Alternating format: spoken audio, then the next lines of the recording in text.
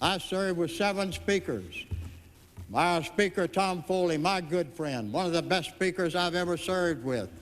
I want to thank the leadership on the Democratic side in this House and the Republican leadership in this House for all of the times that they've helped me. I'd only been here, Mr. Chairman, about 2 weeks, and I learned that when you can walk across that center aisle and you have friends on both sides, you're a member of the House, and you need it. I learned early in the game, Mr. Chairman, that there are just as many smart people that sit on the left-hand side of this aisle as sit on the right-hand side. Congressman Natcher was 84.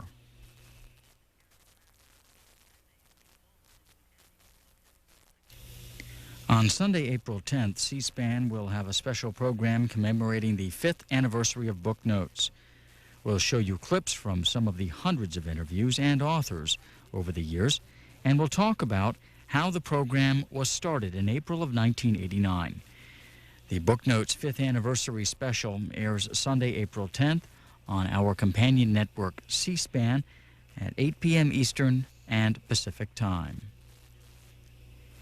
Next, a look at the United States' role in Bosnia, Haiti, and Somalia. We'll show you a debate held in Washington yesterday in which foreign policy analysts discuss U.S. military intervention. Participants include columnist Christopher Hitchens and Zoran Pajic, a law professor at the University of Sarajevo. This event was hosted by the Institute for Policy Studies, the Institute for War and Peace Reporting, and the Nation Institute. This debate runs about 2 hours. I want to welcome all of you this evening. On behalf of the Institute for War and Peace Reporting, the Nation Institute, and the Institute for Policy Studies, my name is Richard Kaplan. I'm New York Director of the Institute for War and Peace Reporting and Senior Editor of its bulletin, Balkan War Report. Before I introduce tonight's panelists, I just want to say a word about the spirit in which this evening was conceived. Certainly, one of the more vexing questions for the American public in general, but for progressives in particular, has been that of intervention in the post-Cold War world. 5 years ago, we couldn't have had this panel discussion. 5 years ago, the answer to the question, should we oppose intervention, would have been, for progressives at least, a resounding no. Today it's not so clear. The end of the Cold War has eliminated the superpower competition that informed and so distorted U.S. foreign policy. As a consequence, the idea, at least, of humanitarian intervention in Bosnia, Somalia, Haiti, in support of democracy against genocide, seems plausible and even imperative to some. But is it? That's the question under discussion this evening. To answer that question, we've brought together 6 panelists, and they are Bob Borsaj, Director of the Campaign for New Priorities and a Fellow of the Institute for Policy Studies, Christopher Hitchens, Washington columnist for The Nation magazine, Zoran Pajic, Professor of Law at the University of Sarajevo, currently teaching at Essex University in England, and a member of the Board of Trustees of the Institute for War and Peace Reporting. Decima Williams, Professor of Sociology at Brandeis University, and former ambassador from Grenada to the Organization of American States at the time of the U.S. invasion of Grenada in 1983. And Aryeh Nair, President of the Open Society Fund and former Executive Director of Human Rights Watch. Moderating the panel tonight is Diane Orntlicker, Professor of Law at the American University, and I welcome Diane.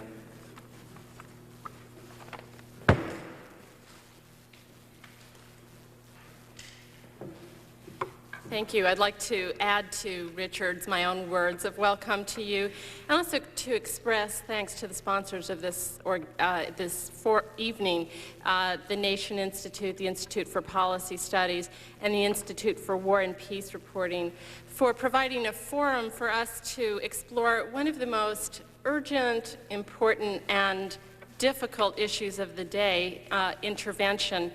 As Richard indicated, the issue is both vitally important and pressing because in the wake of the end of the Cold War, a raft of countries have presented unprecedented claims for intervention aimed at alleviating human suffering. Among those that have made the headlines, Haiti, Somalia, and Bosnia loom especially large in the public debate. But a far longer roster of countries on whom the proverbial spotlight of CNN has not shone quite as brightly, nonetheless present urgent claims for relief. In the same period, as Richard suggested, the end of the Cold War has removed some long-standing restraints on even considering the possibility of humanitarian intervention. It has opened up the possibility of genuinely international efforts. It has also alleviated, though scarcely eliminated, long-standing concerns about abuse of humanitarian intervention as an instrument of geopolitical strategy.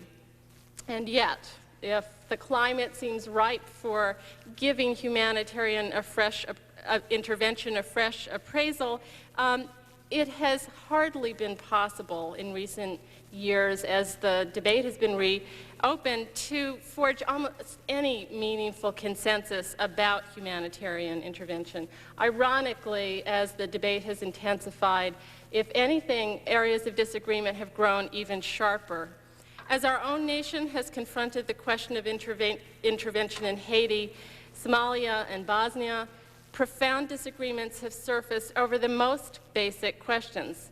How far do the boundaries of our collective conscience and responsibility extend? After all, one of the most pressing objections to humanitarian intervention is that we have limited resources, we have enormous unmet demands for basic human needs in our own country. How can we divert desperately needed resources abroad?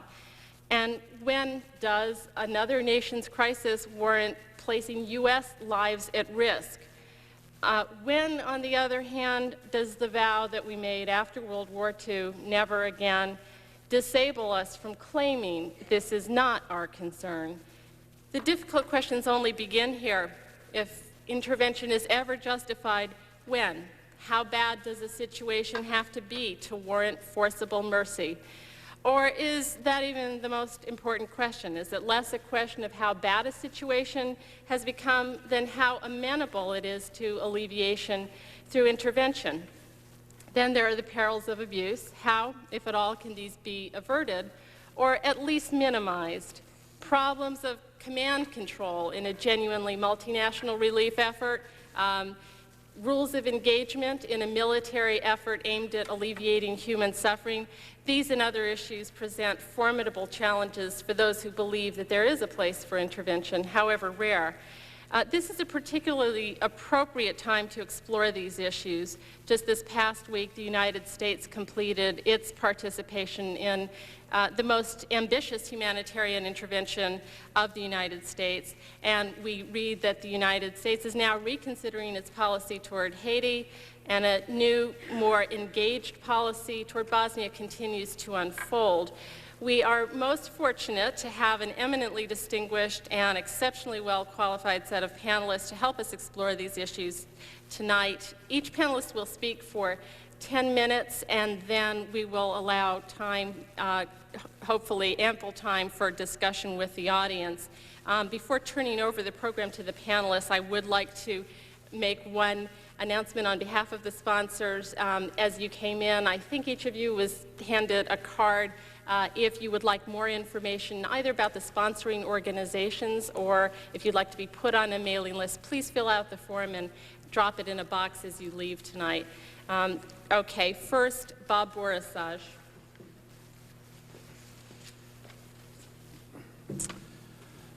Thank you. Well, 10 minutes for Bosnia, Somalia, and Haiti. You sort of think you ought to do no, no, yes. Questions? The debate on intervention has gotten interesting with the end of the Cold War, in part because of the reversal of form. It was Jesse Jackson, for example, who led the call to intervene in Somalia with American military force. It's the liberal columnist Anthony Lewis who has sounded the bugle about going into Bosnia. And it is members of the Congressional Black Caucus who have reluctantly but eventually started to talk about the use of American military force in Haiti. All of these statements against form make you think that there's a dramatic change, and we ought to focus on this question of should America intervene or should it not. Tonight I want to suggest something slightly different, though, because I think that question sort of frames the issue badly. It ignores the reality that America is permanently and structurally intervening in the world in a constant fashion in military form every day. And that this global commitment to permanent engagement not only saps the United States at home, but it distorts and limits our ability to build global institutions and to develop international peacekeeping at the end of the Cold War. And finally, the result, when applied to situations like Somalia, Haiti, and Bosnia, is too often to distort the international community's response to these crises in a way that is not productive. First, the structure of U.S. intervention. I'm not going to go into this very much. It seems to me to be fairly obvious. Perhaps the best evidence is provided by the Clinton administration, widely assumed to be focused on domestic affairs, a president who really doesn't want to use military force abroad and is very reluctant to be distracted from his domestic agenda, as we are all told. But tonight as we speak, not only are the last American forces being removed from Somalia, but the U.S. Air Force enforces no-fly zones over Bosnia and Iraq. The U.S. Navy chases down drug runners from Colombia and intercepts refugees fleeing Haiti and returns them to their fate. U.S. soldiers patrol borders in Macedonia and South Korea, a canal in Panama. Patriot missiles now are on their way to Seoul to reinforce our forces there. The U.S. Army reported that last year, every day of the year, it dispatched soldiers to 65 to 71 countries across the world, fully 40% of the existing nation states in the world, in active duty missions, and this did not count the 100,000 soldiers still stationed in Europe, the 100,000 in Asia, and the 20 to 30,000 on semi-permanent patrol in the Persian Gulf. Nor, of course, does it count the CIA's assets, the so-called plumbing in place, the agents and operators who have helped police, destabilize, and guide the politics of vulnerable third world nations for over 40 years. This is why the military will come to the Congress and with a straight face say that 1.4 million men and women in arms and $1.2 trillion over 5 years is not enough to fulfill its requirements in the post-Cold War period. So for all the incantations of a new debate between isolationism and intervention, the reality is that the structure of American intervention is the same. It goes on. And this structure, in a sense, has blocked the great debate we were supposed to have at the end of the Cold War about our role as a nation in the world. The Clinton administration has come in and it has produced a series of papers, but when you actually go through the papers, they are remarkably similar to those of their predecessors. In a sense, the world has been transformed, the enemy collapsed, but the alliances remain the same. The troops stay where they are. The Navy continues to patrol the seas.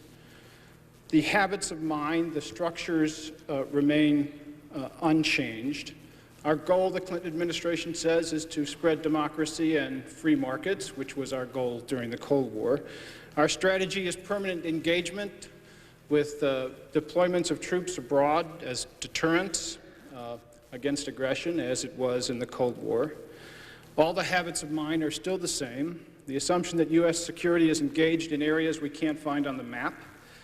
The belief that a bipolar ideological confrontation exists between dictatorship and democracy, only now the dictators take many forms. an obsession with displaying U.S. resolve, an invocation of falling dominoes to be able to inflate the importance of things that would otherwise not be very important to us. All these are throwbacks to an era that has passed, and yet they continue to the present day.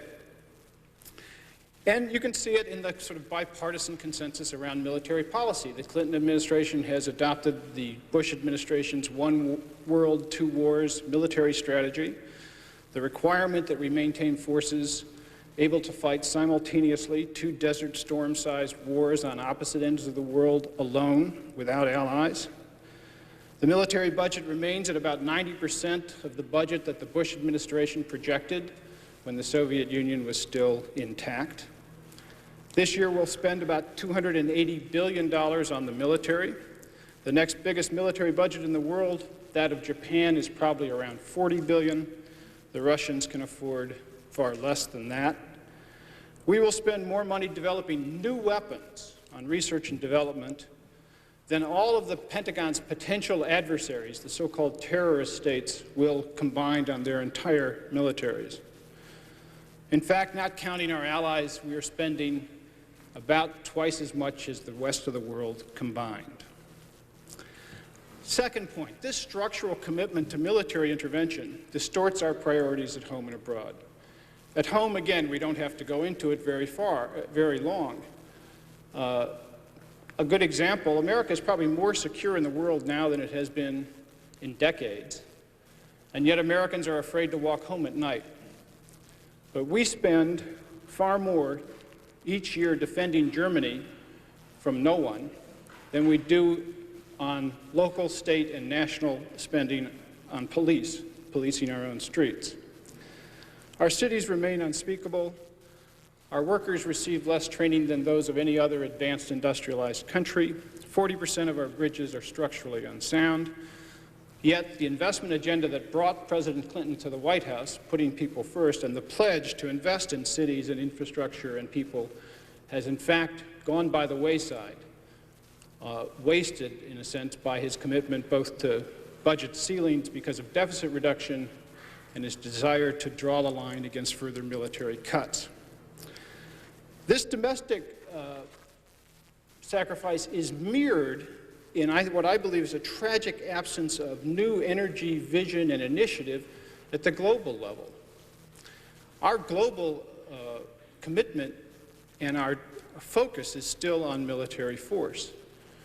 And so in terms of our resources, we are still totally distorted in what we are doing. We will spend more this year on an aircraft carrier that the Pentagon admits it does not need than we will on aid for the entire continent of Africa. We will buy a multi-billion-dollar plane that the Bush administration tried to kill, but will be unwilling to pay our dues to the United Nations. There is little interest or support for systematically building the capacity for global peacekeeping and international institutions and regional institutions that can develop that as long as the Americans can act alone with a military that spans the globe. And our aid budget, of course, is going down with our domestic investment budget, even as the challenge posed by the Soviet Union and Eastern Europe and other countries in the South grows with each year.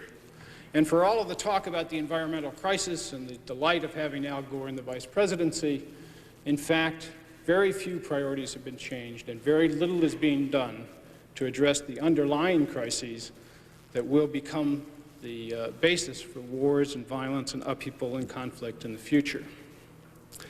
So, not only does this commitment distort our priorities at home and abroad, but I would argue it distorts the international community's response. If you can rely on America, it is easy to duck your own responsibility. So President Clinton, and President Bush used to always like to repeat that we are the world's only superpower and we have to lead. And that's certainly true. Given the disproportion of military power, every country waits for America to speak, and when we speak, people listen. When the President says that the Bosnian agreement is not sufficient, people take him seriously, and the Bosnian negotiations don't go forward. When he edges towards bombing and then edges back, people grow confused. Our allies in Europe are happy to wait for us to act about a conflict that is on their borders. In this hemisphere, of course, we set the rules of the permissible. But even in East Asia, the South Koreans will lower their military budget so that they can build a second fast train down the peninsula, happy that the United States is prepared to stand with them in their conflict with their brethren. And what this leads to is the American focus on military force, so that we turn and we think about intervention, humanitarian intervention, through the lens of the military. Is there genocide going on in Bosnia? Becomes the question of whether we should bomb or not bomb. Are people hungry and starving in Somalia and warlords getting in the way of the aid? Let's send in the Rangers. Is there a dictatorship slaughtering people in Haiti? Why are the Marines not headed in? This fixation on military force, this assumption that intervention means military force, and that being serious about a problem or a crisis or caring about a terrible crisis in the world involves using military force, distorts the global reality. And it also leads to a very irresponsible politics. For the reality is that America's structure of intervention is not particularly supported by the American people. The American people have, for a long time, been very reluctant, I think rather sensibly, to watch American men and women lose their lives in areas of the world that they find it difficult to locate on a map. They don't understand why we are dispatching troops to the far corners of the world that don't seem to have anything to do with our own security. After Vietnam, this led our American military and that generation of military officers to be very reluctant to use American force abroad. We couldn't get back into a quagmire. We had to have American support, the support of popular opinion. We had to be very careful in the use of support. This put places like Grenada at risk, Martha's Vineyard, but it made it very reluctant to use it in other places. Then we had the Persian Gulf War, the bloodless victory, the belief that we can now use our great array of technological device to rain military destruction down upon our enemies, or surgically to target various targets of theirs, with impunity, without risking casualties. And this allows us to be judge, jury, executioner about places we don't really care very much about. We don't care enough about to get bloodied, but we care enough because the television screen has focused at them, because the situation is dire. We care enough to make ourselves into an executioner, perhaps. I think this is a very dangerous politics, a very misleading politics, and it distorts our reactions to crises in a terrible way. In Bosnia, for example, I think the question became very quickly, will we bomb or not bomb? Will Clinton stand up or not stand up? Are Americans serious or not serious? And we were not even systematically engaged in building a political analysis of what was going on there, in engaging all of the different forms of citizen diplomacy, of independent initiative, of engaging clerics in trying to settle the crisis, in setting up a communication system that would at least allow the citizens of the region to hear independent factual news, not simply the propaganda being spewed out by nationalist regimes. All of that went by the wayside as we fixated on the quick, bloodless fix. I had an interview early in the Clinton administration which was quite enamored in its early days of bombing in Bosnia with a high official in the Defense Department. And he said, well, of course we have to get involved in Bosnia because people will ask us, where were you then? And I said, well, isn't this a case where they care very much about these fights and we don't care very much at all? And we really, American people really aren't going to allow us to lose many people there. And he said, well, of course we can't lose forces, but we can bomb. And I said, well, what are we going to bomb? He said, well, we'll bomb Serbian artillery emplacements. And I said, and Croatian artillery also? He said, yes, if necessary, Croatian also. And I said, and will that stop the war? He said, well, perhaps, but possibly not. In fact, probably not. But at least we will have done our best. And we'll be fighting under the UN banner anyway, and so we won't be losing any credibility. we simply can say we tried, and if we didn't try, at least the Serbians will pay a higher price for their aggression than they would otherwise. Now, this is, I think, a casual and unacceptable level of political analysis that comes from this temptation, the unipolar temptation, the temptation that believes that America somehow can operate in the world with impunity now that the Soviet Union is not there to put a limit on us. And I think that we have to change this debate about intervention from this fixation, from this military lens. And those of us who are progressives have to make it clear that America's role in the world has to be a much more complex one, that we have a greater stake in building global capacity than in sustaining unilateral military capacity, that we have to build global institutions and build different forms and be quite serious about citizen diplomacy and other initiatives to try to build a peaceful world, rather than assuming there's a quick and bloodless military fix. And we cannot leave internationalism to be the province of those who will destroy bridges, rather than the province of those who will build them. Thanks.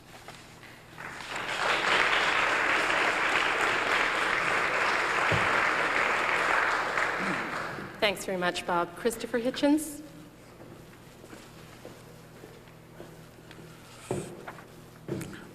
Ladies and gentlemen, brothers and sisters, comrades and friends, I have the strong sense that the war and peace and intervention crises of the recent past have exposed the peace movement, as I suppose we must agree to call it, the progressive movement, as some would think, the left, as one can sometimes say with a straight face, at any rate, the movement, to the charge of irrelevance. Its positions have not been consulted in any of these crises, nor have they made themselves felt, partly for lack of evolution in the national debate. And my fear, increasing fear, is that that irrelevance, which must have been noticeable to anyone who watched what was and was not being said in these disputes, is increasingly a deserved irrelevance, one that comes from the absence of a moral core or a decided political position on the matter of internationalism. And I want to say why I think that what we can still, without embarrassment, call our movement may have deserved the decline that has overtaken it. It's the oldest joke in the book against militarism and against our militarist enemies that they are always preparing to fight or are actually fighting the war preceding, the previous war, the last war. I think that charge can be made only too easily against the peace movement in the United States. I think one needs a little history, perhaps, to understand it. When America ceased to be an isolationist country, which I would say is somewhere between 1898, the intervention in the Philippines and in Cuba, and 1916, the commitment to the European war on one side of an inter-imperialist conflict, on the side of British and French imperialism against German imperialism, the greatest historic mistake that American democracy was ever coerced into making. Quite a number of people, including on the Democratic left, did not oppose or didn't oppose strongly enough, or in some cases actually supported the American commitment to that war. So horrible was the outcome, so disgusting were the revelations about what the nature of that war and intention of that war had been, that in the 1930s the American left and peace movement, for the most part, completely missed the opportunity to join the battle against fascism.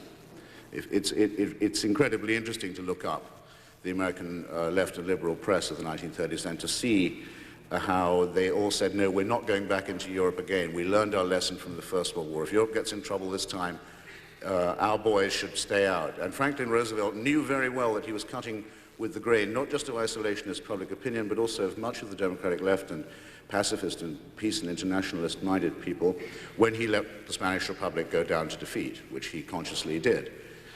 Defeat at the hands of people who, of course, did not scruple to intervene on the side of the fascist revolt of General Franco and his generals. Defeat, in other words, the first defeat experienced at the hands of the Axis powers.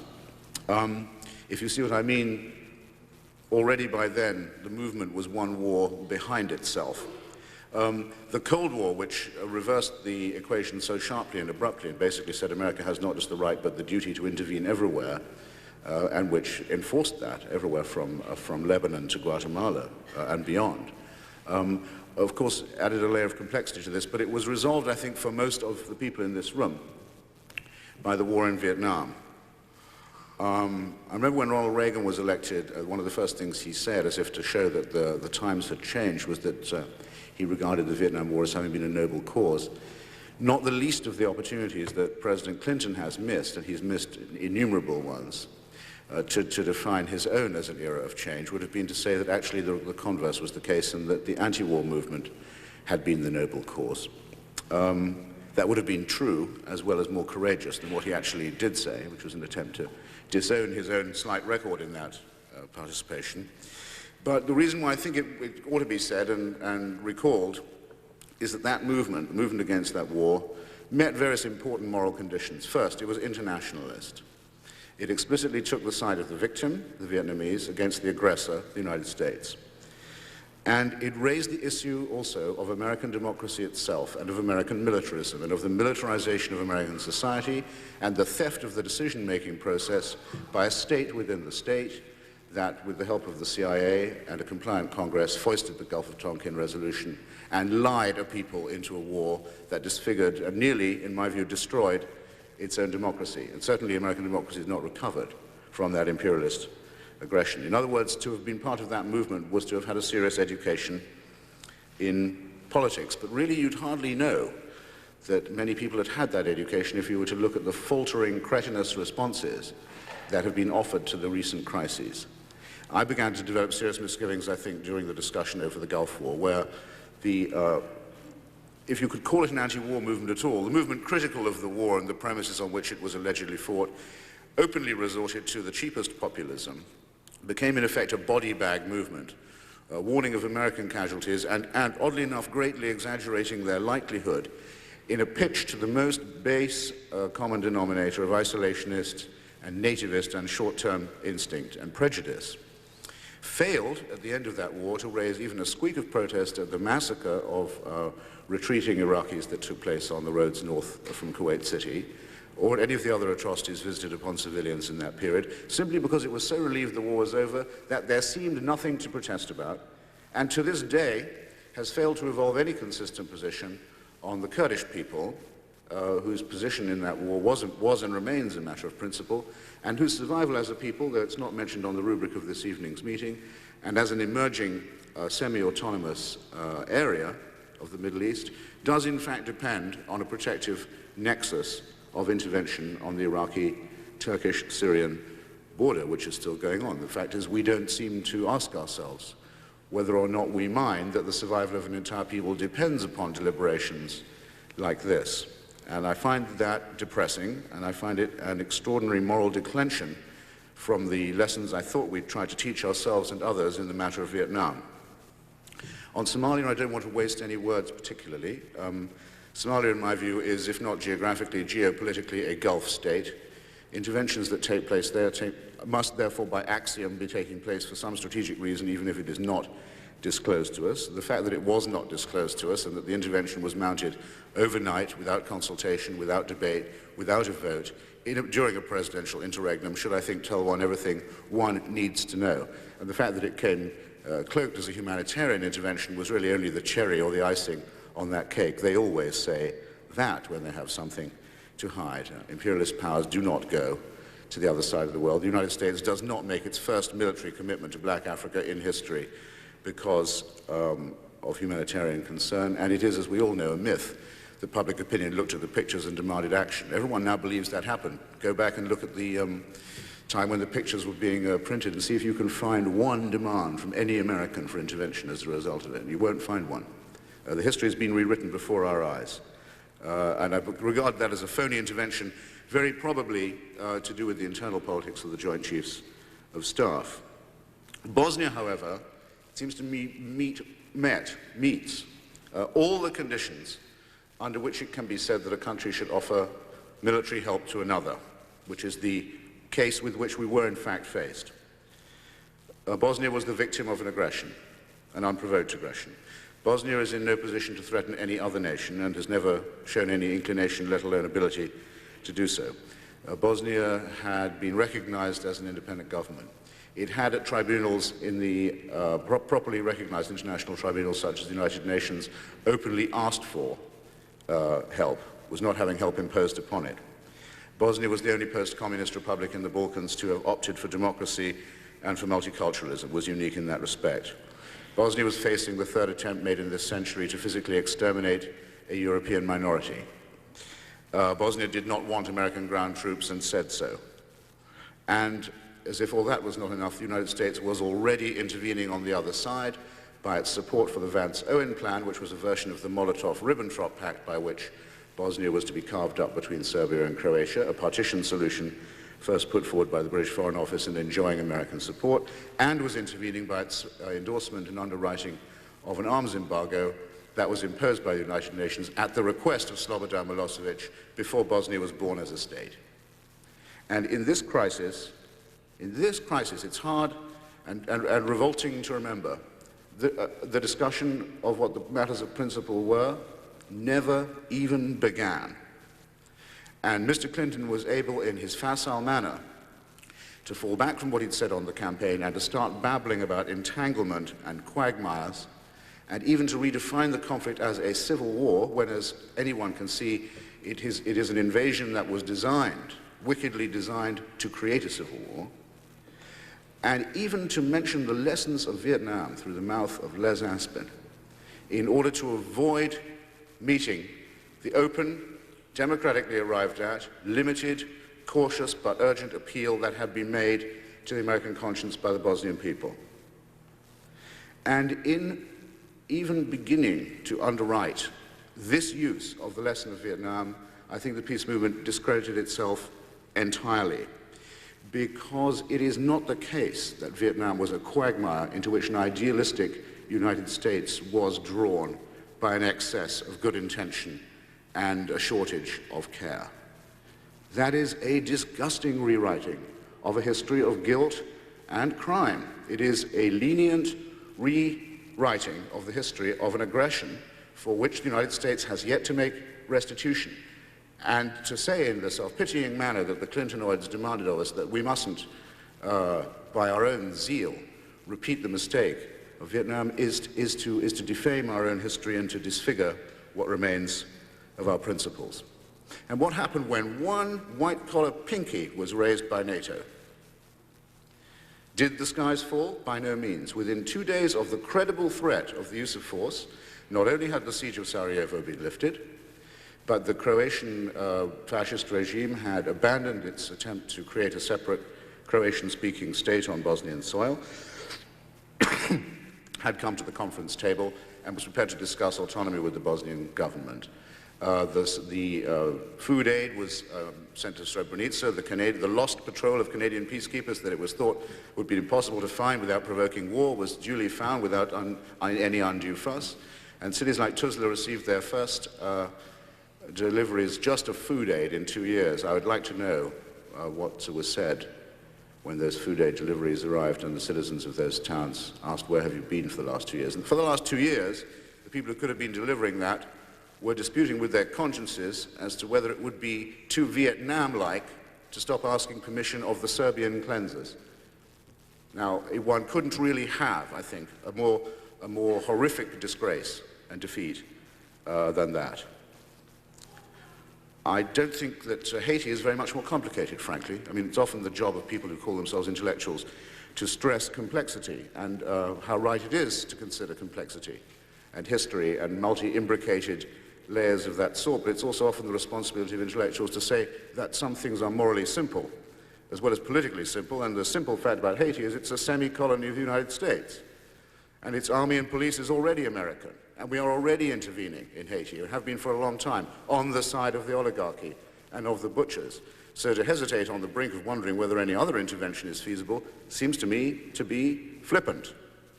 Only the pathology again of quagmire dread, I think, prevented the peace movement from realizing that this intervention was going on. And going on in the most, I think, sinister manner. Why should it be that the Defense Department should take it upon itself to recirculate an old and discredited report from the Central Intelligence Agency impugning the mental and physical health of President Aristide? Why should it be Pentagon spokesmen who warned of the consequences of a limited engagement? Why did they say, when they sent the USS New Jersey to Port-au-Prince, that if one shot was fired, and this in advance, if one shot was fired on the quayside of the USS New Jersey, Harlan County, easy mistake to make, in a way, the USS Harlan County would turn around and sail away, as it did when that shot was duly fired. Can it be that, as with El Salvador, the brass of the CIA and the Pentagon is sticking by its old friends, the friends it made at Fort Dix and Fort Bragg and the School of the Americas, the people who are the Haitian Army and the Haitian police? Are they intervening on their side? And if they are, it raises rather an important question. They're doing it by borrowing the language of pacifism and non-interventionism.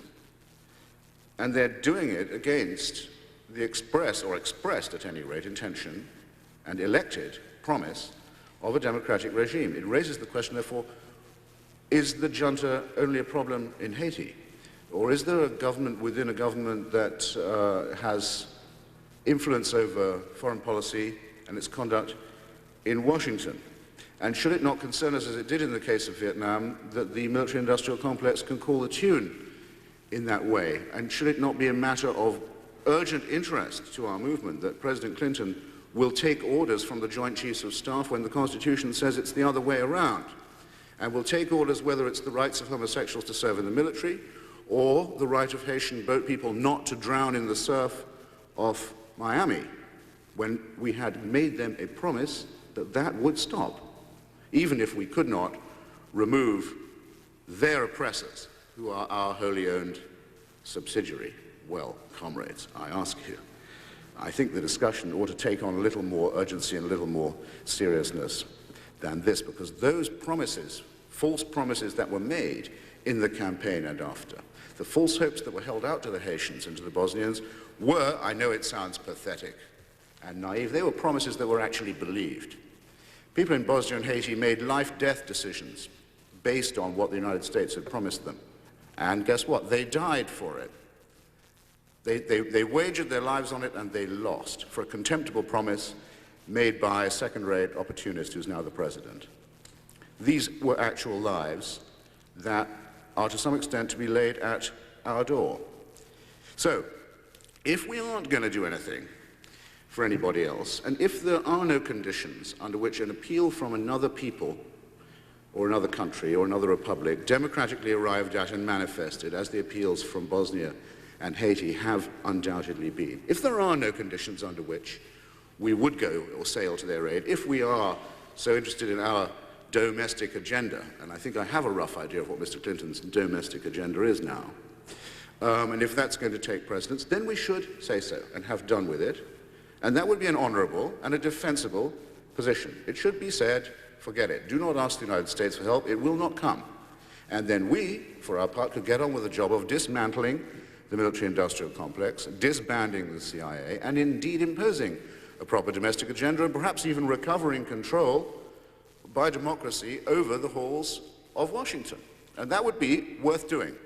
But a peace movement or a progressive movement that makes neither internationalist demands on behalf of other people, the victims of empire, nor disarmament demands on its own establishment has, I think, failed utterly, both in the practical and in the moral dimension, and has yet to have the grace to recognize it. Thank you.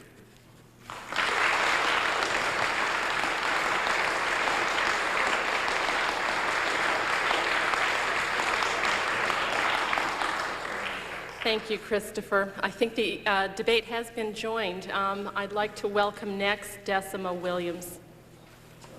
Thank you. Now I know I should have gone before Christopher, not because of time, but it's going to be a hard analysis to hold. Now that the dominant bilateral component of the Cold War is over, attention has been drawn to the international community's position on a series of essentially Cold War prescriptions and instruments. Have these prescriptions lost their basis in reality, and ought new ones to replace them? The question of if foreign military intervention is one such issue on the question of if foreign military intervention is under consideration. And while it is useful to look at this question in a global context, I'll make some general observations and then focus on the kind of intervention which has occurred in the developing country, focusing essentially on Grenada and references to Haiti. My first observation has to do with the fact that while legal codes regarding intervention or non-intervention have remained in place, charters, conventions, etc., current discussions on intervention seem to have shifted to broader understandings of the political and human costs. Now, the 1948 OAS Charter stressed in almost theological terms that no state or no group of states have the right to intervene in any place whatsoever for whatever reason. And while that was being hammered out in, let's say, in the Americas under the nominal and financial domination of the U.S. And the OAS, there's a second discourse which went on along colonized or oppressed peoples, for example, in the non-aligned movement. And this was a demand for, not so much for non-intervention as it was a demand for justice, development, recognition. For that group, military interventions such as the U.S. had done in Haiti in 1915 and the subsequent 19 years of occupation were not so much legal problems, but they were an affront to identity, to nationalism. They were seen as an act of setting back the political struggle for greater equality and nationhood. Now, alongside the debates about legality and illegality, I would say, is this new discussion about who should participate in intervention and what does it mean to the larger community that it affects. And this brings me to the second observation in what's in the discussion at this moment, which is discussions of intervention continue to place strong emphasis on prevention. What Ron Dellum's writing in the Harvard International Law Journal calls preventative engagement, or what others have called, the construction of peace in the post-Cold War period. Now, my third observation is that the majority of cases since the mid to late 1980s, a little bit before the formal or recognized end of the Cold War for those who argue that the Cold War is definitively over, but somewhere in the mid to late 1980s, Grenada, El Salvador, Nicaragua, Panama, Somalia, and the aborted case of Haiti, the majority of these interventions remain tied to U.S. foreign policy goals and only secondarily to larger political issues or players. The question of humanitarian concerns in Somalia and respect for democracy in Haiti. I would argue that particularly in the U.S., these were really smoke screens. But the United States remained the major player even in both of those cases, in Somalia and in Haiti, even when the reasons are supposedly different. Indeed, most of the interventions have happened in the Western Hemisphere, or as in the case of Iraq and Somalia, the U.S. has played decisive roles. And thus, intervention seems to have remained essentially a tool of U.S. foreign policy. My fourth observation is that what is referred to in migration studies as well as in political discussions as transnational democratic politics is more and more a major contributor to conflict resolution. This is not particularly new. If you remember, the French and the Haitians came to the support of the United States as transnational entities when the U.S. was fighting its war of independence. And national liberation movements have essentially drawn on extra territorial support. The case, for example, of Southern Africa in general drawing on Cuba to help beat back the advance of South Africa, again in the 1980s. Or we know the case of paramilitary and right-wing groups in the U.S. worked closely with right-wing groups in places like the Philippines to help thwart the democratic upheavals there.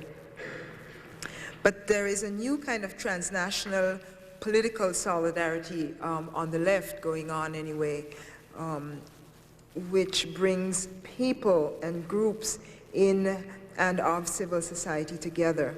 Now, of course, the international peace movement, which is very old, comes to mind. But I'm speaking of more recent developments like, I don't know, Doctors Without Borders, Witness for Peace, the New England Observers Delegation to Haiti, groups that are engaged in a very activist citizen diplomacy with a very strong emphasis on the building up of democratic civil society. In addition to being an alternative civilian force, these proliferating groups also generally oppose military intervention. One can say in a way that the so-called peaceniks or the peace community has now transnationalized its work more and more towards environmental work, towards development work, and as I said, building up civil society in general. And they generally oppose intervention and argue for nonviolent means to solving the problems. And my final observation is that consent remains a major cornerstone of how intervention gets determined. Now, in the original, this consent used to be related to the consent of government.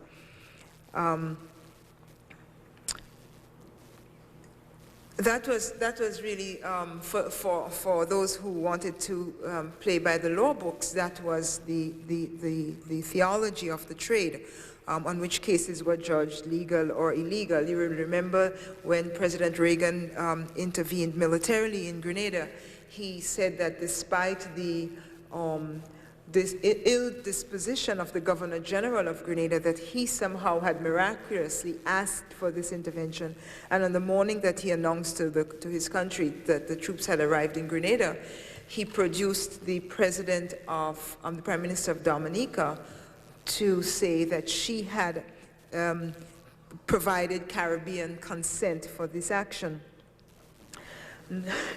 Now it seems that consent is still on the horizon when this discussion happens, but it is emerging in a new fashion, based in part on what legal scholar Louis Henkins, his reading of the concept of sovereignty as meaning the right of people to internal decision-making and to their own path of development, their own internal choice. And again, President Reagan tried to go along that path when he invaded in Grenada, with a very handy support of the media, because I think it was CNN that polled the Grenadians to say how happy they were that they were liberated. And President Reagan again used that response on the faces of happy black people, thanking God and Reagan, to say that he had been given consent to what the economists called was really a fig leaf of a legal foot or cover. So popular consent is now being seen as a very important element. Now, all of this brings me to an observation about two of the most careful opponents of military intervention, Richard Falk and Ron Dellums. Dellums argues that intervention is never good policy, it rarely works, and its failure invariably leaves the target society worse off. And he calls for, excuse me, I think this is Falk. And Falk calls for a third way, one that acknowledges the responsibility to act, but realizes that intervention produces undesirable results. This third way, according to my reading of him anyway, is for NGOs and the humanitarian support and democratic forces broadly defined to get involved. Now, likewise, Dellums makes a similar argument, relying on the Nobel Prize winner's work of Martin Luther King's thesis on overcoming violence and oppression by means other than violence and repression. Dellums proposes, and I quote, what he calls preventative engagement. He says that this phase of preventative engagement contains two assumptions. First, that the U.S. must resist isolationist calls and engage to help resolve an impending or actual disaster or clash. And second, the U.S. must seek to forestall potential future problems. And he's clear, Dellums is, that, and I quote, while the U.S. has a responsibility to help meet these challenges, its responsibility, and I stress, does not differ in kind from that of other rich nations.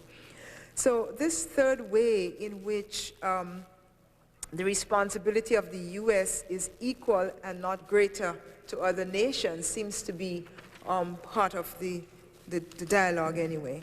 Now, my own thinking is held by what I have just presented, and I approach this question of whether to intervene or not, and whether conditions have changed to justify what was once outlawed, at least in certain political community, by really relying on a historical and comparative method to gauge what's useful and what's viable in this period. And I know that it's often a charge made against those of us who refer to history that we are fixated in the past. Nevertheless, I want to say that apart from unilateral interventions, we have had now perhaps two kinds of multilateral interventions, which have been all but, which have two different kinds. If we remember the first kind, in 1965, when the United States intervened in the Dominican Republic, and also when it intervened, or failed to intervene in Haiti recently, and again in Somalia, these were under the rubric of multilateral intervention, but it was quite clear that it was the U.S. was playing the lead role. And the other kind is slightly different. For example, in Namibia or in other places where there really is some semblance of a multilateral force, and the U.S.'s presence seems to be lesser. So are these second cases examples of the third way that Falk proposes, which is neither to stand idly by and see violence or suffering proceed, neither to intervene? Is there some third way? And that has always been classified in the literature anyway, as humanitarian interventionism. I don't think that's quite what the third way is conceived of. Now, I want to ask whether or not, and this is not an original question, I think Falk frames it this way, whether or not intervention can lead to emancipation. I mean, is it a good thing? Is it through intervention, can we come to liberation? And I'm making really the specific, the question regarding developing countries. Well, I can use, and I want to use the case of Grenada to try to answer this question.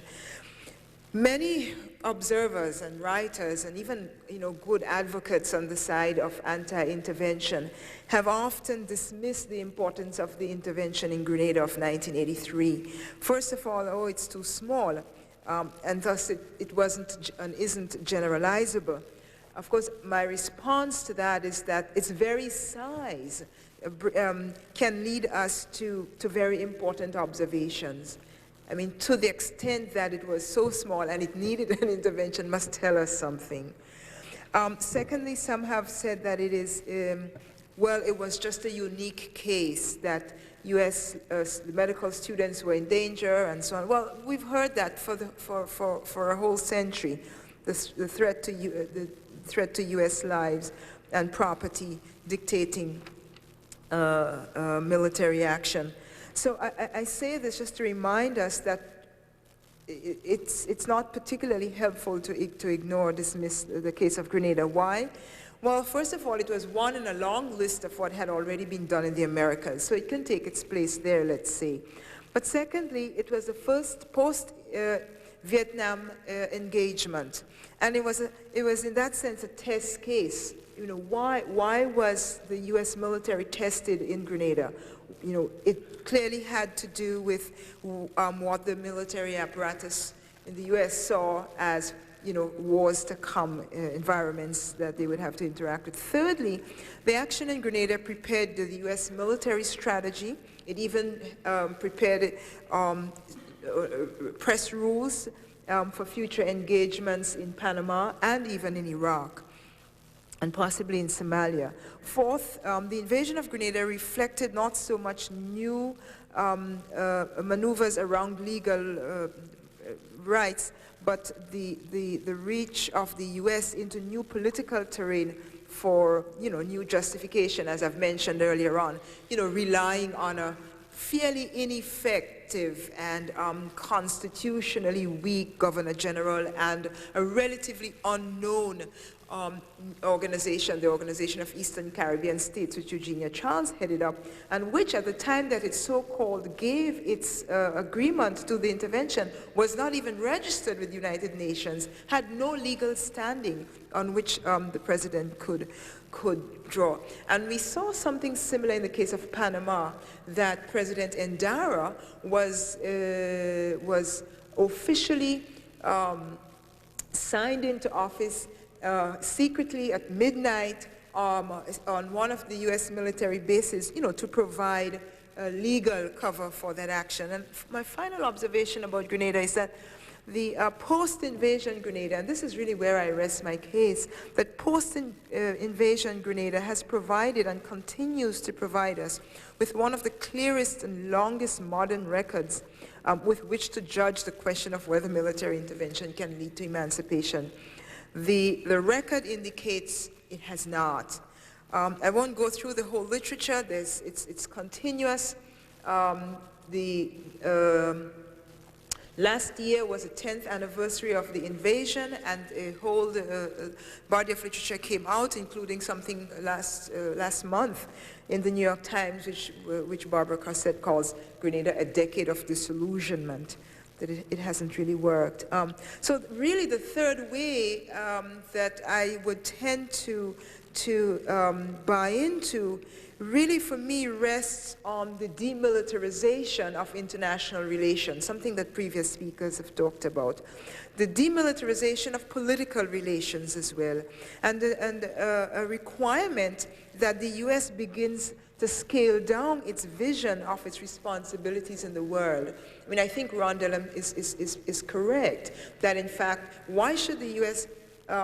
have a more preponderant or excessive obligation, not just in regard to richer nations, but to any nations in the world, and certainly to nations intent on taking responsibility for themselves. So in closing, I want to say that military intervention and militarism in general is particularly attractive to masculinist notions of society. And especially to those who want to build up nation states based on this aggrandizement of masculinity that has really been to the detriment of society by and large. Corporate elites in the United States, national security state apparatus, even in Port-au-Prince, they like military expressions in whatever form. And I think we should also say no to it because it generally doesn't work. The case of Grenada again showed us that most of the Grenadians after the invasion said, if they can come to save us from ourselves, they can bring all their money with us. Why should I work? Why should I worry? Why should I be bothered about nation building? Uncle Sam is supposed to take care of us. When that didn't happen, that led to the cycle now where we're struggling to sort of dig out from under. So interventions do other people's work for them, and that's not particularly helpful. When the dirt and the dust of intervention settles, the poor and the politically weak are generally at the bottom again, and that is usually that usually includes a lot of women. So I want to say I came in from Boston for this, and I've had a hard time speaking here in Washington, speaking to Washington, I want to say, standing on this place, you know, where we have had the celebrations for the African National Congress and so on, where this place is very historic. I want to send a message to the Congressional Black Caucus, to Jesse Jackson, and to Trans-Africa that you guys are wrong. When you call for military intervention in Haiti, just as you were wrong for calling military intervention in Panama, it's not going to resolve the case. The U.S. is already, as we have heard, already deeply entrenched in Haiti, and what is necessary is to pull out, not to get itself deeper in on the side of the maintenance of military institution and on the side of the elites, even though it may be dressed up under the titular head of parliament and a weakened priest. In conclusion, then, they've not worked. There are other ways to go about it. I think humanists and Democrats and environmentalists and feminists are willing to really engage in the political work that it takes to change the inequitable situation that generally leads to conflict. And I think people are better actors than we give them credit for, and I think it may mean then at a theoretical level that we are beginning to shift from these mega theories and perhaps come down to earth a little bit as a whole paradigm of how we do scholarship and how we understand the world changes. Thank you.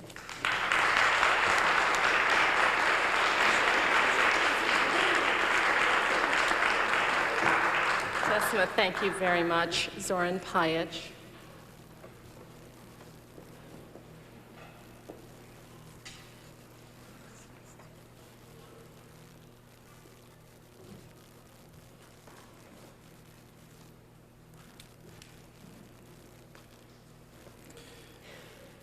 Ladies and gentlemen, 10 days from today will be exactly 2 years that artillery shells landed on the streets of Sarajevo, destroying residential areas and killing innocent people. When I was called from a paper in London to give an interview over the phone when I was still in Sarajevo during the war, I asked them to put the title for my interview, Sarajevo, a Shame of Europe. And they printed the title on the front page. Now I see that that title may be pathetic at that time. In fact, was an understatement in comparison with what has happened in 2 years in Bosnia and Herzegovina. After 2 years of war and doing nothing policy by the international community, what we are seeing in Bosnia is an apartheid system being reborn in south of Europe. While we all hope and pray that apartheid will see its end in South Africa, it's coming to the front door of Europe today. The popular pre-war joke seems appropriate to be told again, a joke more bitter than funny, as is often the case in the country where I'm coming from. It goes as follows. On a beautiful Sunday morning, 3 ethnic leaders in Bosnia, Mr. Izetbegovic, leader of Bosnian Muslims, Mr. Milosevic, leader of Serbs in the former Yugoslavia, and Mr. Tudjman, leader of Croats, were discussing the future of Bosnia and Herzegovina. During the break, they went fishing and caught a golden fish. As the story goes, the fish asked them to let her go in exchange of making their respective wishes the reality. Mr. Milosevic, first to be asked, wanted all Croats to disappear wherever they are. Under the circumstances, Mr. Tudjman asked the fish to make all Serbs to disappear. After those wishes were fulfilled, it was Mr. Izetbegović's turn. Well, after all my wishes are fulfilled now, I would enjoy just a cup of coffee. Thank you. Why I'm telling this joke to you this evening, I do not think that it's an exaggeration to say that the European community and the international community as a whole, at least political establishment of the European community and the international community, has taken the role of the golden fish in the Bosnian case, indirectly encouraging the partition of the country and the radicalization of people based on the misuse of the religious and ethnic component in the region. It's easy to agree that the policy of the international community has been a failure in the sense that the war has not been stopped, war criminals have gone unpunished, and the ethnic map of Bosnia has been changed by use of force. But at some point, as a Bosnian, I feel I have a right to be cynical and say that the international community has been very successful in the case of former Yugoslavia for at least two reasons. One, pure ethnic statelets have been created or will be created in the region. And number two, the international intervention has been avoided. The lack of political will among democratic governments to understand the nationalism as another type of totalitarian mind encouraged the architects of Great Serbia and subsequently of the Great Croatia, and finally gave the endorsement to radicals among Muslim population in Bosnia.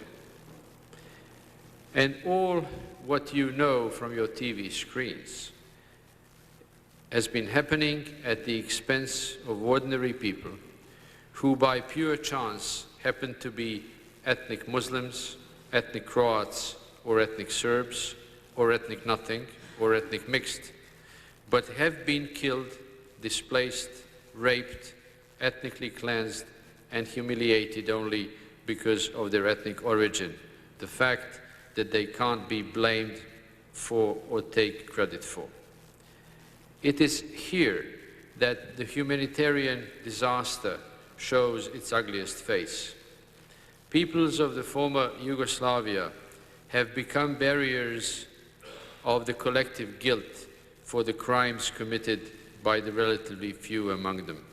A generation of well-educated, sophisticated Europeans from Bosnia has been sacrificed either through physical elimination or through the exile.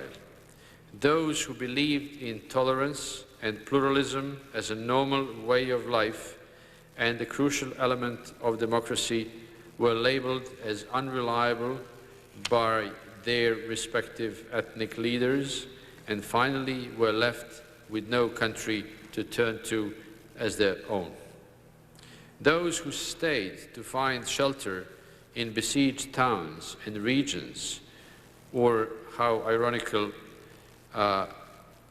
safe areas, have become the strong card in the deadly poker game of power politics. In spite of the changes in recent weeks or months, Sarajevo still is and has been under the siege for almost 2 years now. Mostar, another historical town in Herzegovina, a southern part of the region, has been destroyed to be divided. It is here where the destruction of tolerance again shows its ugliest face. For us who not only experienced but literally lived the extraordinary Bosnian amalgam of different cultures, religions, mentalities, architectures, it's devastating to see the unbearable lightness of destruction for all human values the democratic world has stood for. That is why people in Bosnia feel betrayed and abandoned by Europe in the first place and the others, in which standards and traditions they believed so enthusiastically.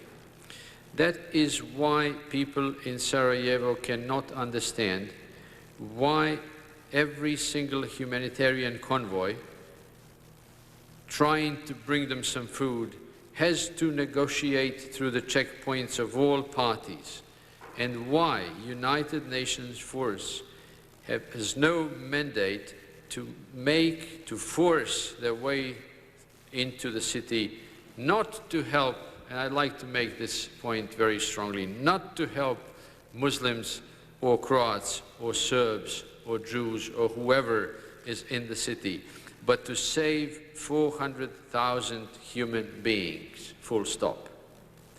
And by doing that, to take over food and water supply, re-establish electricity and gas resources, and make sure that those are not bargaining chips in the hands of local politicians. And in this case, the intervention should help, exactly help and keep alive those politically weak and poor. But instead, we hear experts and analysts telling us about new realities on the ground. For them, the mortally wounded Sarajevo is a reality. The destruction of Old Bridge in Mostar happened by itself. Ethnically cleansed eastern Bosnia is a new ethno-political reality. We should never, in considering humanitarian intervention, we should never forget that they are man-made realities and not natural disasters. If I would be in a position to be asked about the intervention in Bosnia and Herzegovina, my answer would be yes. But the problem is that we are talking about the intervention applying a Cold War methodology. The world has changed in recent years, but the approach in solving problems in crisis areas is still based on Cold War approach. I'm afraid that among world powers and governments, and in particular among decision makers in international organizations, there is no understanding of this post-Cold War era. Even the name we have given to it discovers that we do not understand it. You can't call an era in history post-Cold War era. You can call it the Stone Age or a Belle Epoque, but not give it such a complicated name. So, to my mind, intervention in a crisis area like Bosnia and Herzegovina should be based not only on humanitarian considerations. It should rest on political analysis. Before an international organization intervenes into Bosnia and Herzegovina, it should define the policy. It should try to define the vision for the region. What do we want? What's the policy? Finally, people throughout the world expect that from the governments, to be told what's the policy, what's the vision at the end of this century for former communist countries in general. Number two, an agency intervening should set the agenda and time frame. And finally, should identify democratic political forces and social structures in the region who could carry out the political development envisaged by the vision I was talking about. All this can be done, at least in the case of Bosnia and Herzegovina, only through a framework of international protectorate for the region. The only way to give people in Bosnia a moratorium, a break, a breath of fresh air from nationalism, hate speech, war propaganda, completely destroyed state structure by nationalists is to give them an international protectorate, or to be more specific, to offer them international civil administration. I'd be very happy to elaborate on this, but as a matter of introduction, thank you very much.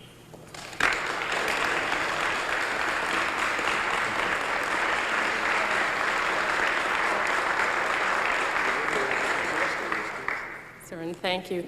We've already heard an extremely cogent presentation of the risks associated inevitably with intervention, and an equally compelling argument for the responsibility to intervene when it is appropriate.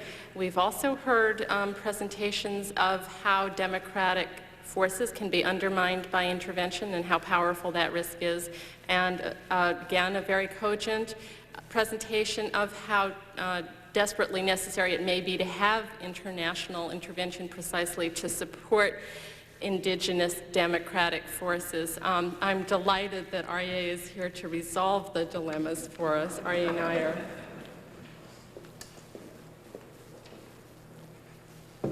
Thank you very much. I am an advocate under certain circumstances of intervening with military force to deal with urgent matters. But in advocating that position, I am mindful that the argument I have to make runs into great difficulties. And it seems to me that the difficulties are created by the sorry history of intervention in our lifetime. Virtually all the time, or perhaps even all the time, that intervention has been undertaken, it has been undertaken for the wrong reasons, and the wrong things have been done. And it seems to me that the strongest argument against intervention is that if one proposes intervention for the right reasons and done the right way, one risks legitimizing the idea of intervention, and one risks the possibility, or perhaps the likelihood, that intervention will again take place in a manner that we should oppose. I don't think the question is a new one for people of the general point of view of those who are gathered this evening.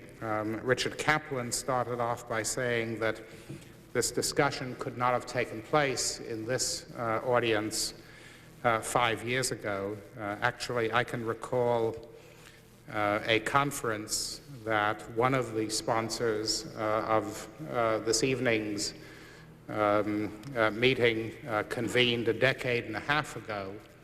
The Nation, or the Nation Institute, I don't recall which, convened a conference at that time which dealt with America's role in the world. And it was not long after George McGovern had suggested that the United States, or the international community, should intervene in Cambodia in order to save Cambodian lives because of the slaughter that was taking place by the Khmer Rouge at that time. And I can recall at that conference arguing that, that McGovern's call ought to be taken seriously. It wasn't taken seriously. It wasn't taken seriously by those who are ordinarily the proponents of intervention, because they couldn't see any geopolitical advantage to the United States from intervening, and it certainly wasn't taken seriously by most of the left because the left had just been arguing against the war in Vietnam and was hardly inclined to support intervention in a neighboring country not long after the United States had pulled out of Vietnam. And so the United States, along with the rest of the world, was a witness to the slaughter of 1.5 million or so Cambodians at that time, because no one thought that there were, except Mr. McGovern and a few others, thought that there were very compelling reasons for intervening. We confront situations such as Cambodia again today, and those of us who believe that one should intervene in circumstances of Cambodia have this problem of all the interventions for the wrong reasons and all the interventions that have caused so much misery. And so how do we deal with all of those? I would say that it's that history of wrong interventions that is the problem. It doesn't seem to me to be a theoretical problem. It seems to me to be a practical problem. It's not a theoretical problem because I'd have difficulty attaching such tremendous significance to the idea of sovereignty. Sovereignty is a fine notion, but it really doesn't seem to me to weigh very heavily when hundreds of thousands of lives are at stake or when millions of lives are at stake. Certainly, if we saw a vast slaughter taking place within our own country, we would feel that it was the responsibility of the government to intervene. And so the theoretical reason not to intervene elsewhere is because sovereignty is thought to be an impediment to that intervention. I don't think sovereignty can be considered to be of such great significance. It is the history rather than the fact of sovereignty that we have to overcome. And again, the history is something that ought to give us a great deal of pause. But with all the recognition of that, it does seem to me that we are capable of devising criteria which ought to guide us when we confront situations in which there are calls for intervention. And I would propose a series of criteria this evening. The first criterion I would propose is that the emergency has to be enormous. It has to be a terrific emergency that ought to make us want to intervene. An emergency either in human rights terms or in humanitarian terms. In human rights terms, the most serious crime in our lexicon is the crime of genocide. And when genocide is being committed, it seems to me that the emergency is indeed of such a enormous nature that we should intervene. I believe that what has taken place in Bosnia constitutes a genocide, and therefore I believe that the argument in favor of intervention is a compelling one. Whether lesser crimes, crimes against humanity on a great scale, warrant intervention, it seems to me is debatable. But when it gets to the point of genocide, I think it gets to be beyond the point of debate, and indeed we even have an international agreement, the Genocide Convention, in which the nations of the world, including the United States, have committed themselves to prevent and suppress genocide and to take collective action through the United Nations to stop genocide. So we have assumed a legal obligation as well as what I believe to be a moral obligation to try to stop genocide from taking place. The other kind of emergency, it seems to me, that may be enormous enough, terrific enough to warrant intervention is one in which vast numbers of people are dying of starvation, of disease, of causes that are created by human beings. And when human beings are doing that to each other, that is, starving hundreds of thousands of people to death by their conduct, then also I think that the emergency is great enough to warrant intervention. And I would say that Somalia indeed qualified in those terms, and perhaps Sudan also qualifies in those terms.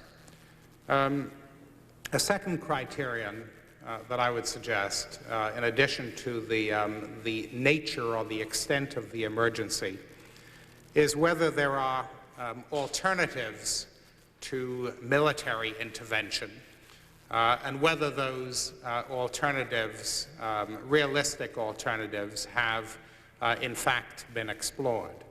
There may be alternatives. There may be forms of engagement. There may be forms of denunciation. There may be negotiations. There may be all kinds of methods that can be used. And because of the sorry history of intervention, I think it's right to say that the alternatives should be explored. But they shouldn't be explored to the point where the suffering and the victimization that results from the emergency actually succeeds in killing ever larger numbers of people. Those alternatives have to be explored as promptly as possible, and where those alternatives will not work, and where we make a judgment that there is no possible alternative to military intervention to deal with the emergency, then I think we come back to the question of military intervention. A third criterion that I would suggest is whether those who intervene have ulterior motives. And that seems to me enormously important. Are they doing it for some kind of geopolitical advantage? I must say that while I'm a great admirer of Christopher Hitchens, I absolutely fail to see the ulterior motives that he finds so apparent in the intervention in Somalia. Really, if you're going to corner the oil in the Gulf, there must be an easier way to do it than by sending American troops to Somalia. But let's debate that. Let's see if indeed there are ulterior motives that are involved. And one of the ways which one can try to diminish the significance of ulterior motives is to try to ensure that intervention is genuinely of a multilateral variety, so that one nation's particular geopolitical interests play a lesser role in intervention than might otherwise be the case. So far as American intervention is concerned, we have constitutional provisions dealing with the the role of the Congress in declaring war, and for those reasons, but for general reasons of public policy, it seems to me another criterion has to be that there should be informed public and legislative debate about the question of intervention.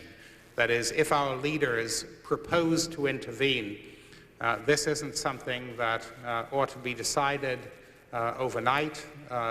This is something that ought to be laid out before the American public, before the American Congress, and a full-scale debate ought to be encouraged and ought to take place so that there can be a general participation in the decision-making about whether to intervene. Again, all of these criteria seem to me ways of trying to guard against the troubled history, more than troubled history, of intervention. But they start with the presumption that our responsibility to other human beings in countries where horrendous emergencies are taking place, our responsibilities are such that we have a responsibility to intervene. Thank you very much.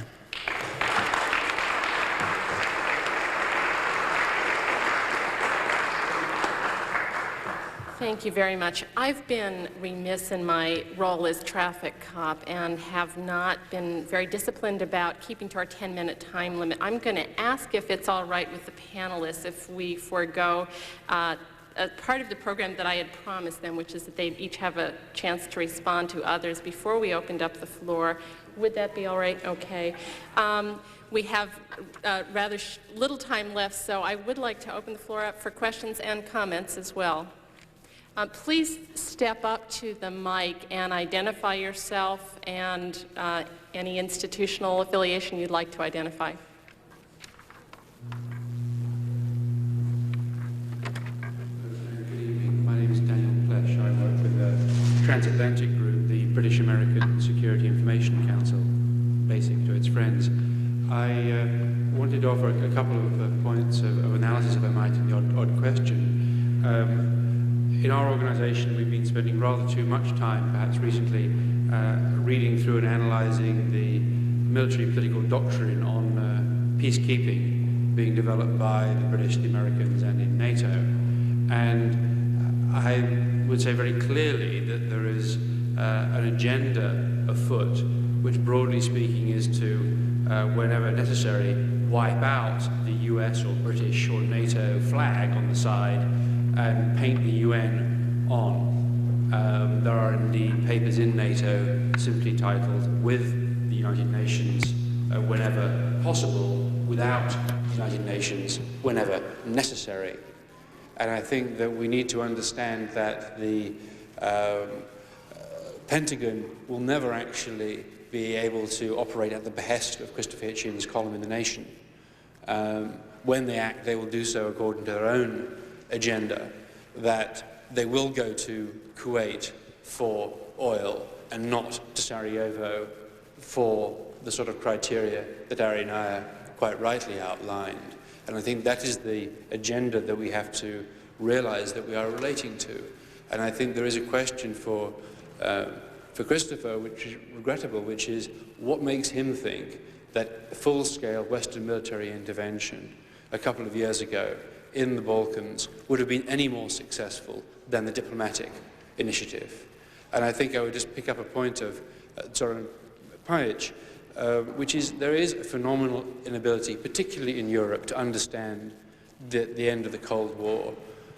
And this is, if this had happened in industry, whole sections of senior management who had seen a profitable situation turn into a lost situation so fast would have been dismissed. There would have been major structural reconsiderations, but because foreign and state policy is immune from the market forces that affect the Sony Corporation or Siemens in Europe, we still have this structural psychological failure, social psychological failure, particularly among Western leaderships, in Europe to deal with the realities that we're faced with. And I've personally found it a little disappointing not to see that social psychological element analysed, because viewed from the NATO or the Pentagon press room, it is very clear that there really is a psychological breakdown among people who grew up and were recruited to think and work in the tramline mentality of the Cold War, and who are simply incapable, it isn't simply a question of conspiracy, are simply incapable of adopting the very intelligent grassroots NGO initiatives such as Decima Williams described, which can help in intervention, and as Zoran Pajic and Bob Borisaj referred to. These forms of intervention are so alien to the people who populate the State Department and their parallel institutions in Europe that we're never actually going to see those sorts of policies implemented unless we actually have a discussion of their failure to move from an 18th century mentality at running state policy to a 21st century method of operation. We don't deal with 18th century medicine or industrial practices, but we do still carry out state policy in the same way. Thank you. Thank you.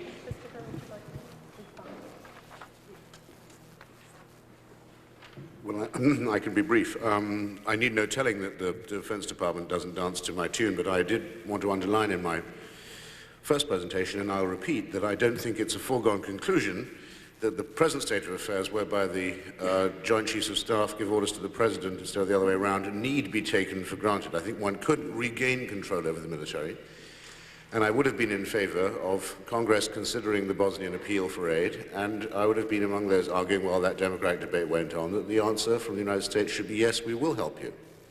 And then the orders would go out, and let's hope they would be obeyed.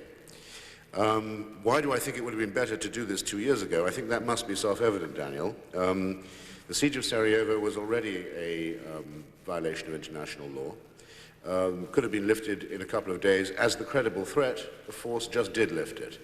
We wasted 2 years of the life of the people of Sarajevo and many of their lives dithering about that.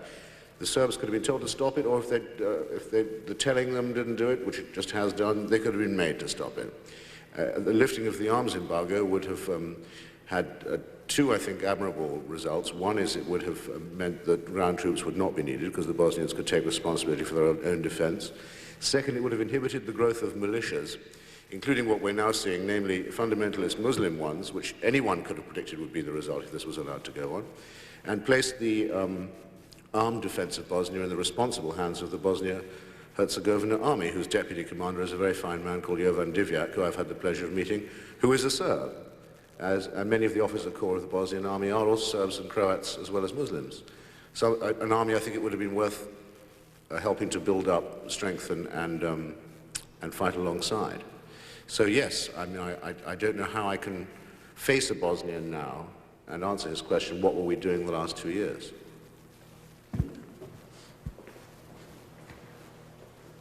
Thank you. My name is Max Aristide. I am co-coordinator of the Haiti Reborn campaign of the Quixote Center.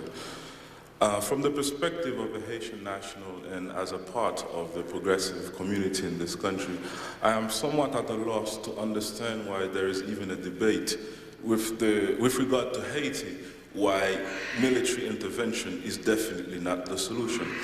But somewhere along the way, during this past 2.5 years of the duplicitous policy of the Bush and Clinton administration, we have been duped into buying this false dichotomy that either the situation in Haiti either has to be resolved by military intervention or it has to be left alone and just let the situation deteriorate. And I submit to you that the United States government is not just sitting idly by and watching the situation deteriorate, it is actively participating in what's happening.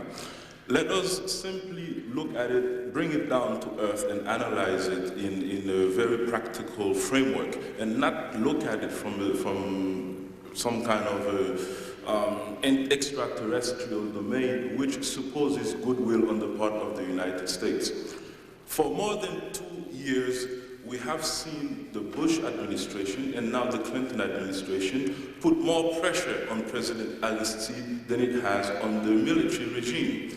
We have seen the military regime kill more than 4,000 people, yet consistently pressure is being put on Aristide to open up his government to those very criminals who have killed more than 4,000 people. We have seen them kill more than 4,000 people, yet they continue to tell him that he has to grant a total amnesty to these guys. We have to be clear that there is not the political will on the part of the US government to help resolve the crisis in a just way.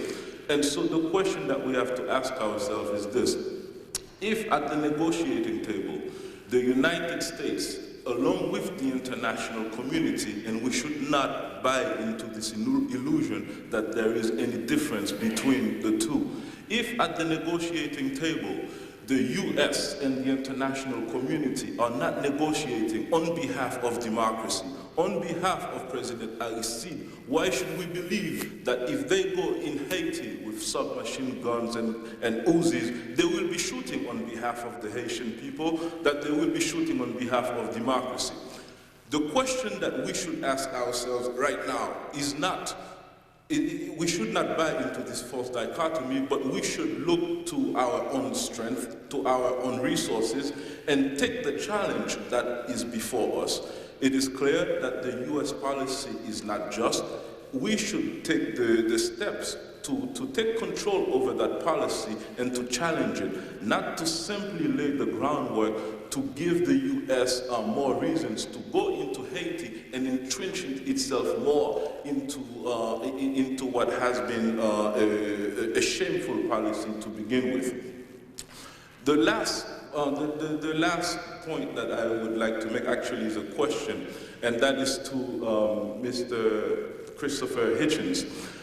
And how can one reconcile, and Ms. Decima Williams has chronicled rather nicely the history of US intervention, and I'm not going to get into that, but in a very practical sense, with the present reality, how can one even reconcile any form of intervention inside Haiti, given the history, 2.5 years of history, not very long, given the history of what has been a duplicitous policy, a policy that is totally against democracy and for the military regime. And I want to point out also the fact that there has been revelations that people, soldiers and Haitian generals, they were on CIA payroll. That is clear, that is a known fact. How can we even believe that there could be a military intervention in Haiti against those very same forces? And how can anyone in their right mind reconcile proposing a military intervention in Haiti with the fact that the policy, the US policy and the UN OAS policy has always been one against democracy? Thank you. Before I turn the podium over to Christopher, I'd like to get a word from one of our sponsors about whether we can extend the time just to allow the people who'd like to ask questions and make comments to do so. Okay, thank you. I thought you might have seen and heard enough of me, but I mean, there's a person not present at this evening, but who is, I think, present in many of the minds of those who discuss this question. That's Professor Noam Chomsky, who is very much admired by many of us and who has doubts about intervention very similar to the ones expressed by the speaker and also shared by me. I mean, of course, given the record, it may seem also shared by me. I mean, of course, given the record, it may seem paradoxical that one should ask, as it were, an empire to act like a democracy, so to speak. What I was trying to say, which would have got one over this, I hoped would help get one over this sterile antithesis, which would, if followed to its conclusion, mean one should never ask the United States to do anything worthwhile with its enormous military forces, was that when arguments against intervention by the very anti-democratic forces who are in collusion with the Haitian oligarchy that I did identify, when those arguments come from those people and are decked out in the arguments of pacifism and non-interventionism, I think one ought to beware. is all I'm saying. And I think one should recognize a hypocrisy when one sees one, and I think one should not, with one's own language, help to credit or warrant that sort of argument any further.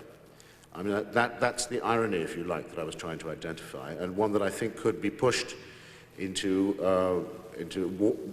widening the argument that democracy itself should seize control of foreign policy and of the army in this country, which would, I'm afraid, require something very like a revolutionary change. But that's why I think it's so important.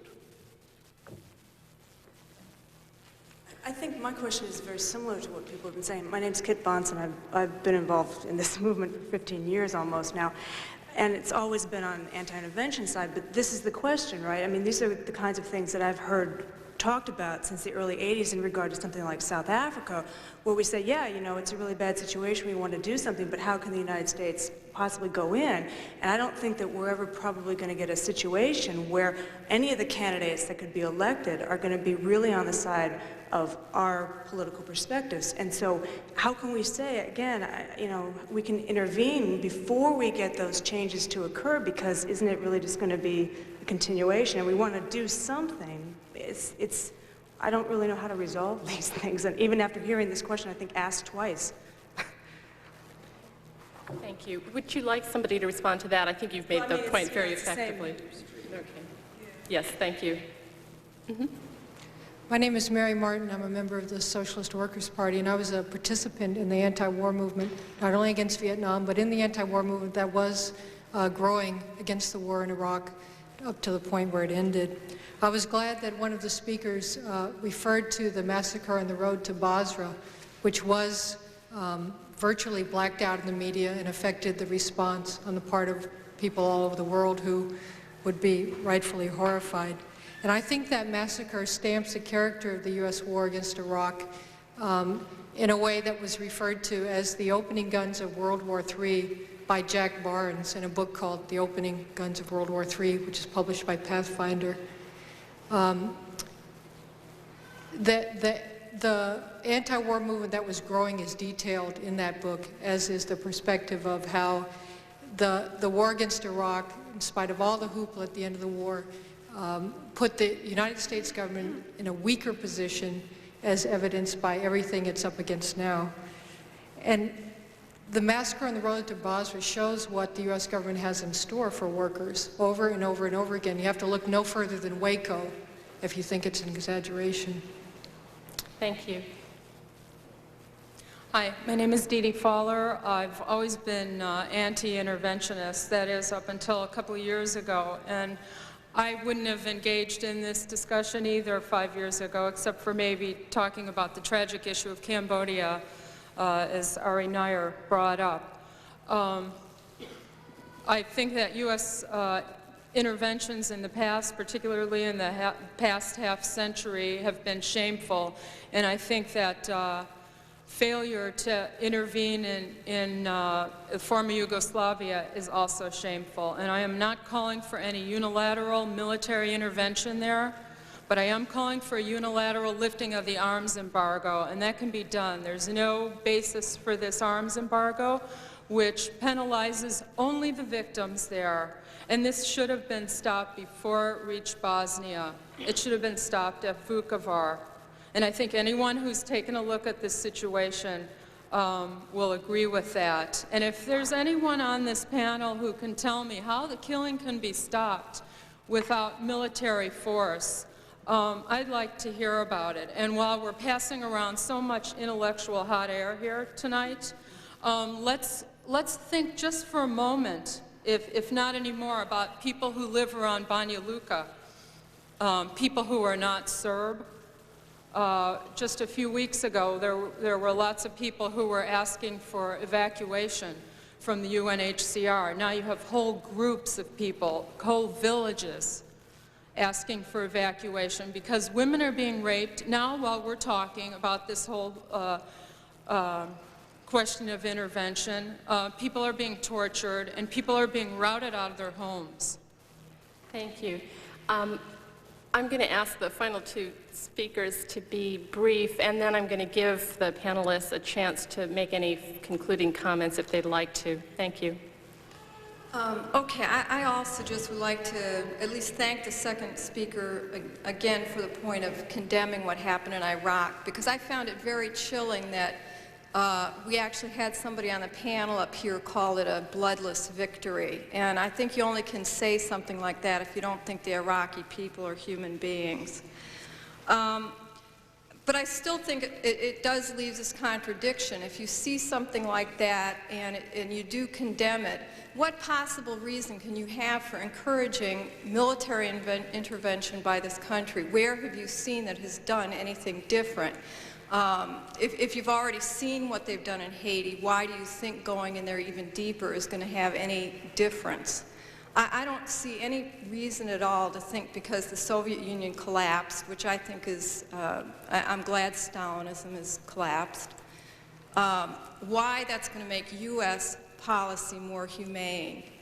And in my view right now, looking at what's going on in this society and around the world, when you see the tremendous economic pressures on capitalism in this country, look what happened in France the last couple of weeks. And all through Europe, the high unemployment, the pressure, the real serious crisis of capitalism, pushing towards more trade wars, and I think more shooting wars. I think that there can't be any room to rally behind the U.S. Army, because it's not our army. It's not. Okay, thank you. My name is Theodore Herman. I've been working the last year or so, mostly in Macedonia, trying to set up a Balkans Peace Center at the university.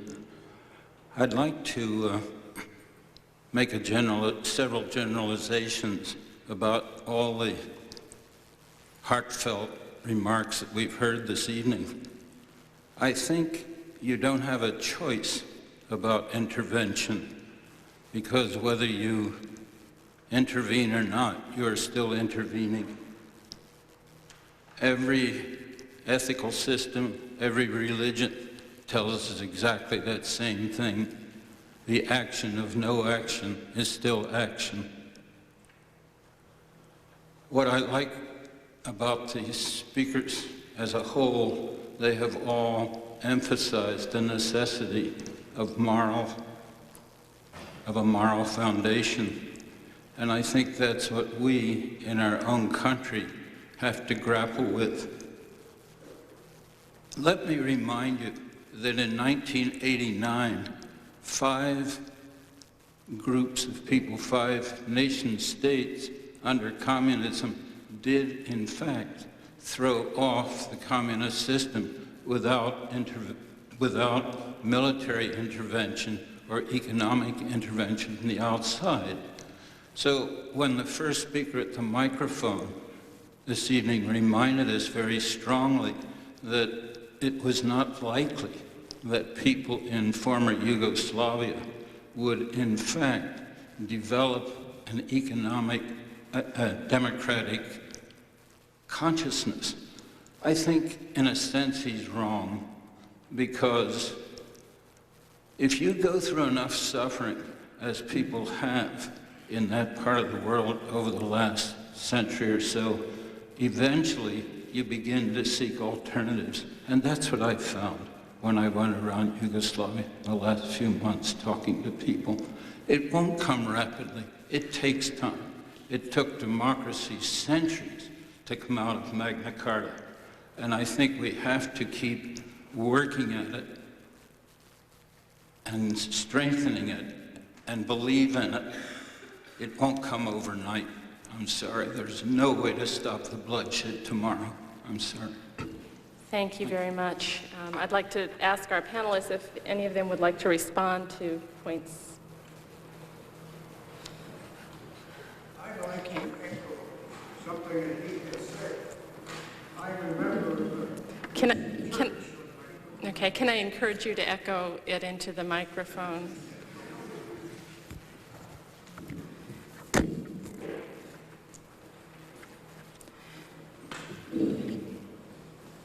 My name is Leonard Sizer. I'm a member of this church, and I worship here regularly on Sunday.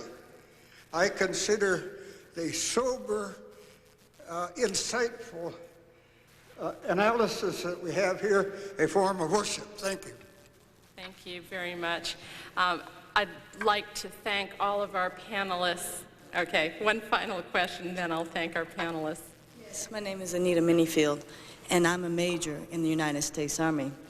And I'd like to say that, Mr. Nair, I agree with you in that intervention should be one of political and public debate because, contrary to popular belief, the United States Army does not make the policies. We don't make the decision to intervene anywhere. It is the President, it is Congress, it is the decision makers, the leaders of our nation who make that decision whether we intervene or not. And, you know, America does not like to see its sons and daughters go off to war or go off to a humanitarian relief effort and not come back. And we saw that in Somalia. But we thought it was a good thing to do. We thought it was something that we would support our leaders. We were told to do that, and that's what we do. We carry out our orders as given. So I just want to say that I think that all of you all are constituents of somebody, and you have a right to vote, and you have a voice with your congressperson, your senator, and whether you think we should intervene or not intervene, you need to make your wishes known to your congressional person. Thank you. Thank you very much. I think that's a very good note to end on. As the end of the program has drawn near, I've been dreading the prospect of trying to sum up the program, and I want to hasten to assure you I won't even try. I do want to thank our panelists for contributing to a very rich discussion of enormously difficult issues. If there is any common ground in the very diverse positions we've heard expressed tonight, not only from the panelists, but also from the audience, I suppose it's this. First of all, clearly the prospect of intervention is one that raises formidable risks. We're all very much aware of those. And for those who believe that there is an appropriate role for intervention, clearly it's a small role, a last resort, a rare option.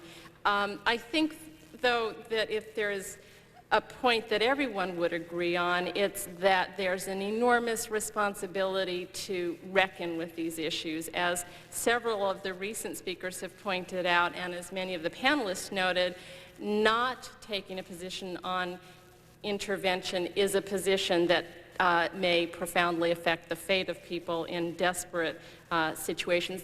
And it's very difficult in countries where the U.S. has been deeply involved to talk meaningfully about not taking a position. So I think our panelists have helped us enormously in meeting our responsibility to think about these issues, take our own role very seriously, and I want to thank them very much for their contributions.